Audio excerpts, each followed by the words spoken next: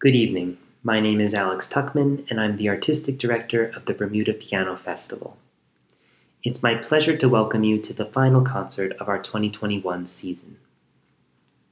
Tonight's program features music for two pianos from the classical to jazz eras.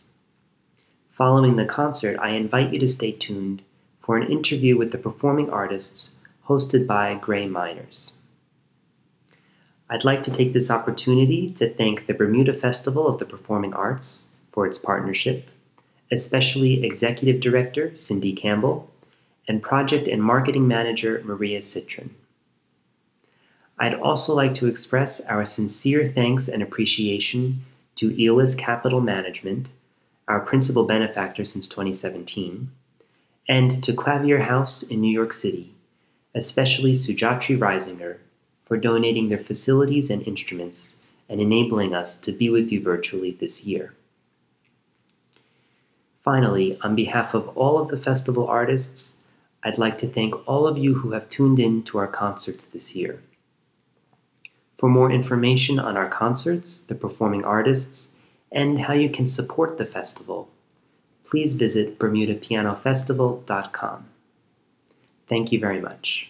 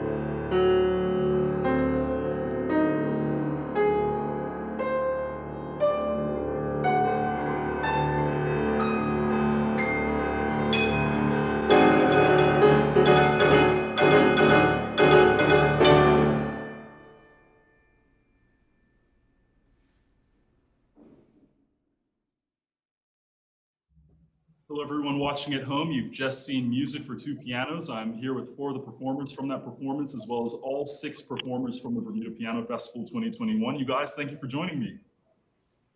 Thank you, Greg. Yeah, so I must say, you know, 3 of the words that came to me and I watched all of your performances are talent, intensity, and passion. You know, I think all of you guys brought those 3 things to your performances. I just want to say thank you for sharing that with the people of Bermuda. So going straight into it, I have a few questions for you guys. So I'll start with the group questions first. The first question is, how has music gotten each of you through the last year and a half of the pandemic?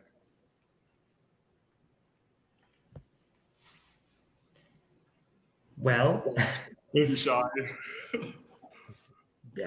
music is what we do. It's our profession. So we continue to learn and grow and teach and practice, and certainly gave me a purpose, as it does in normal times as well. So we're lucky we have it. Music has not changed, actually. Music has not changed. So the way we transmit it to each other, that's what happened. That has changed. And we all hope and pray that it is temporary, and we're ready to go back to real life. Then this was, as we call it, necessary evil. It expanded communications, it diminished the quality of human interaction, of course, but at the same time, it brought more people into the scope, you know, at some point. So there were some positive qualities as well, but mostly in terms of sound quality, it was very questionable for us, at least. But we tried our best. And did an incredible job as well. So I'll come back to the second group question, you guys, unless anyone else wants to answer that first question.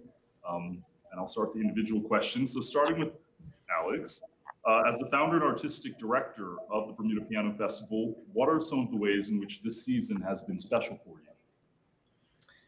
One of the highlights for me every year is getting to work with and sometimes even meet for the first time wonderful colleagues and very talented people. So this year I met Jeremy, and that's been a real pleasure.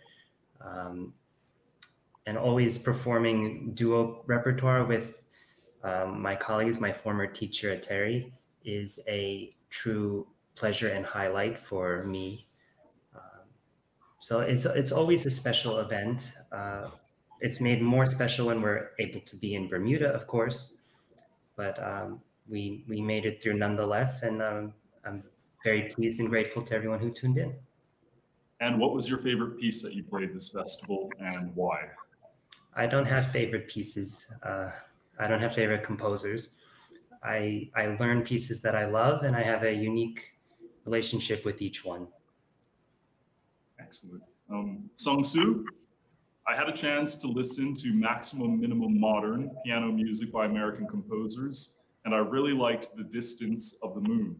When recording or performing music, how do you choose your pieces, and what's the process like?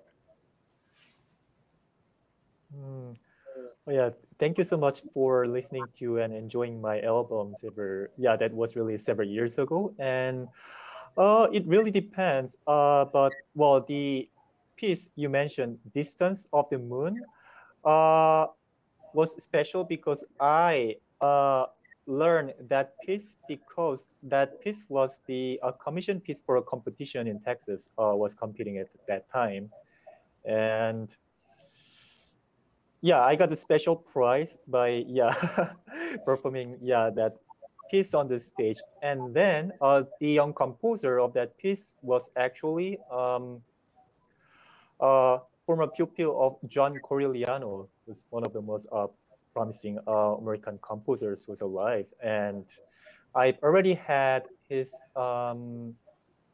Fantasia non ostinato that was actually another commission piece, but for 1985 Klavierhaus competition. So I got the connection, and also I chose either learning some new pieces I've never learned or bring it back in the same category, so I can really group them as American contemporary piano music. also into that era, around 2015, and I decided to record the whole album on it.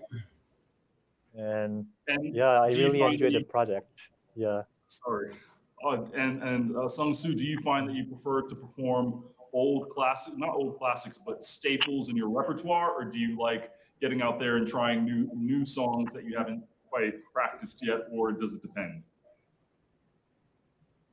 But really both. I can't really choose. It really depends on the situation and depending on what stage, what festival, what theme. But really anything. I'm open to learn, perform, and also revisit my old pieces as well. Probably the best way to do it. And Eteri, question for you. So I understand that you're originally from the Eastern European / Western Asian country of Georgia, a nation steeped in a rich musical tradition and a rich culinary tradition as well. I love khachapuri personally. How has the history and heritage of your home country shaped the way that you teach and perform? Well, definitely it was not cuisine. It was my DNA because I come from a musical family. You know, if we went by cuisine, I would not fit the screen. So therefore, I'd rather stay with the DNA that is in my family. My father was a leading tenor at the Bolshoi Opera, and I'm the 7th person on my maternal line as a pianist and concert pianist and pedagogue. So this was pre-programmed before I was born. And if you want to hear the story of almost 65 years, so we will last through many Bermuda piano festivals, and I hope so we'll continue it live. So like you were saying, the talent that you display when you perform and when you teach, it is inherent in your DNA. It's something that's been passed down. But how do you translate that to teaching? So for example, when you have a student in front of you, obviously they may or may not have a natural aptitude for playing the piano, but how do you pass on what you're able to that student, if there is a way to explain that? When you are in New York, please come and attend my lessons, or when I am in Bermuda, come to my master class. You might get a glimpse of it. Will do. Thank you, Terry. Appreciate it. Stephen, you're up next.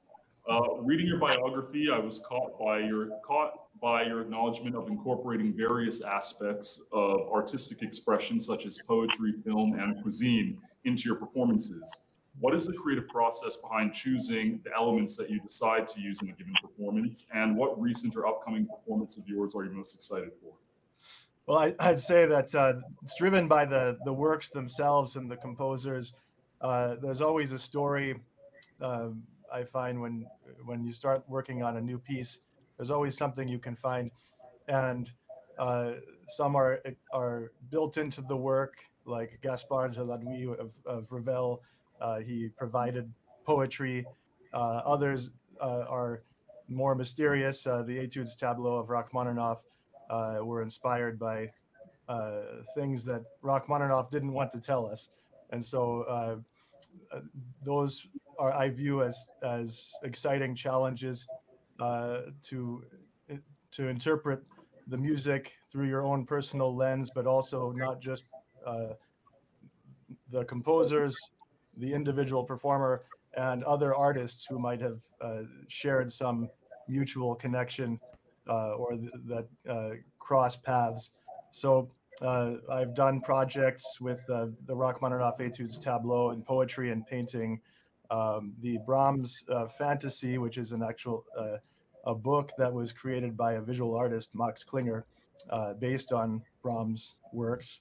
I've put together a drive-in performance with old film scores, silent film scores during the pandemic, with the arrangements for 2 piano of film scores. And right now, what I'm really excited about is this melodrama, the musical melodrama, which is a very unique form. Or format. It's something in between a song and a solo piece. and a theater work as well. Some composers have taken poetry and set music to the poetry, but it's meant to be spoken. And so there are examples by Franz Liszt and Robert Schumann that I've been working on.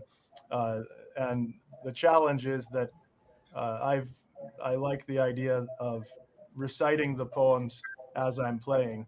So it's been a particularly difficult, it's difficult for me to do that, but I find it enhances the interpretation. Normally they're performed with an actor and then a pianist, but I've been working on doing these kind of combinations performances. So I'm learning the Schumann ballades right now, which are really fascinating pieces, and hope to perform them soon. And how have you found adapting your performances to virtual sphere? So virtual, I have done, yeah, I guess I've done a lot of virtual, actually, because with the Oracle Piano Society, which is the organization I manage in Arizona, once, the pandemic happened, I was doing weekly little recordings for our supporters. But the biggest thing I've done to date is for the Bermuda Piano Festival, when Alex Tuchman reached out to me, and I'm so appreciative of the invitation. But the Beethoven Appassionata, that was a pretty major undertaking, and it's a really an eye-opening experience. You have to get into this mode of replacing the audience, because you're playing to a lens, and I found that a little challenging, because you derive energy from the audience. People, you feed off that as a performer, and so trying to manufacture that can be difficult, but you just have to use your imagination more, which artists are good at anyway. So it's an exercise, I think, in imagination related to the virtual medium. Agreed. Thank you, Stephen. Thank you. Appreciate it. Jeremy, so you've been playing piano since the age of 9 and cite your parents as being critical to laying the foundation on which your career has been built. Going on to graduate from Juilliard and performing across the globe, how has your early upbringing and that strong foundation influenced the way in which you navigate your professional life? That's a great question. I actually I started playing a lot younger than that. Both of my parents were actually pianists and singers. So I guess it's kind of similar to what Eteri was talking about. You just sort of grow up in a family tradition. I didn't really look at it as work or a career or anything like that. I just thought I was doing what the people around me were doing, and it was fun to me. And I think I've always tried to maintain that in my professional, sort of environments that I enter, is that I always, try to behave and perform, as a consummate professional should. But my priority ultimately is just enjoying it and having fun. That's the reason that I started in the very beginning, and that's the reason that I'm still doing it now. And I guess in some ways it kind of speaks to your earlier question about how did music get me through everything that was happening the last couple of years. And it was kind of nice, I think, when I'm so busy working and playing things for upcoming projects and concerts, a lot of times I found I begin to lose sight of things that I wanted to do. So I may have been doing things for work or performances that I enjoyed, but not necessarily something that I wanted to do or wanted to work on. And it was kind of nice, during this hiatus to finally have time to explore things that I wanted to learn for myself, and not necessarily have to focus so much on what was coming up professionally. And so I think this was, kind of a nice time to refocus on what got me into it in the first place, which was just having fun and enjoying it. So that definitely was part of my family, and it's I carry it with me today for sure. And taking that refocus and that fun that you've been able to, or that you've made sure you have in every single performance, making sure you're enjoying it, and that comes across in the music and in the performance. How how do you see yourself now after the pandemic and after taking that hiatus, bringing that same feeling to the audience once you're playing live again, if you aren't already? Yeah, you know that it's great. You know, if anything, I've done a few live performances recently, and I feel like the audience has changed much more than I have. I still kind of feel the same way. Like I was having fun playing remotely, playing by myself, playing for people. Like I just like to play. But now I think that people have had a hiatus from, you know, that sort of connection with a live performer. To my surprise, they were actually much more enthusiastic about it than I was, which is great. You know, so it was just nice to see people having fun, and to see people. You know, I think it was sort of one of those things you don't realize how much you miss it until it's gone. Or and you know, in the few concerts that I've had and performances that I've had, people have just been so happy to be in a room with other people hearing music, and that makes it more fun for me anyway. So it's been great. Jeremy, thank you very much. Yeah, my pleasure. Santiago, question for you. So you're originally from Guadalajara, Mexico, being the first Latino pianist to be admitted to the Horowitz Piano Competition in Kyiv, Ukraine, which is one of my favorite cities, but one that obviously doesn't have many Latino residents. That is a major accomplishment. How does it feel knowing that in your career you are breaking down walls and bridging cultural gaps? Does this impact the way that you view your work? No, I at least not consciously. Maybe subliminally, yeah, but I just happened to go because my teacher growing up was from Ukraine. So he said, "There's this competition there. Let's go." And I was very young, and I just wanted to go to Europe, and I said, "Sure." So it was. I did not have this mentality of being the first or anything. I wanted to see what everyone was talking about Europe, and everyone is right. It's a fantastic place, and I had a blast. And I definitely think that the whole point of music, especially us that we're pianists, it's absolute music. There's usually, unless you go to the piano melodramas, there's no words. And so it doesn't matter where you're from. Sung-Soo is from South Korea, and he was playing with me. We played together. Gershwin, who was taking inspiration from Cuba and the Cuban Overture, and we had fun. So it's all a matter of being open, and music is a universal language. So I think the whole point is not to stamp, you know, I'm Mexican, so I must play this like a Mexican, but you know, I'm a human and I should enjoy it. So that's, I don't know. I don't really think about being Mexican a lot. What would you say? You talk about performances being unifying, which it is, and I mean this call and the fact that we're all coming from different backgrounds and walks of life, I mean, is a testament to that. What was one of the most recent shows or performances that you played where you felt that transcended kind of connection with either the other performers or the audience that was watching? Hopefully every performance I go to, either as a performer or as an audience member, I want to feel that. And usually it happens. And that's the magic. And I definitely felt that when I was in this concert that we just listened. When I was either turning pages, I was there, I was experiencing it, or when I was playing. So yeah, the whole point of it is the communication without, in our case, without words, which makes it more abstract and more profound. So, yeah.